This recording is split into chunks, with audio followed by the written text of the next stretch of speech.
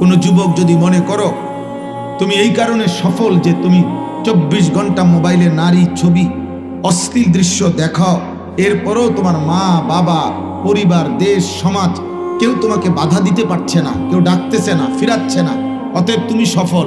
না না না, তুমি অপদার্থ, অথর্ব। লম্পট কখনো সফল হয় না।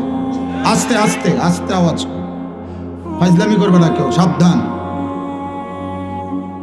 ঠিক বলতে যে বলতে গিয়ে হাসাহাসি করা, এটা তো অসভ্যতা, অভদ্রতা।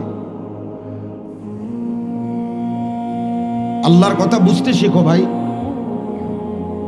শুধু বিকট চিৎকার দিচ্ছ কেন?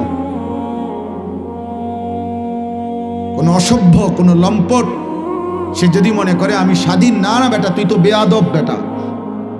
নারীর ছবি দেখো, তুই তো অসভ্য, তুই তো চরিত্রহীন।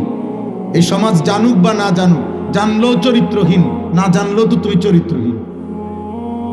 কোন মেয়ের সাথে যার অবৈধ সম্পর্ক, তুমি তো চরিত্রহীন, তুমি তো লম্পট।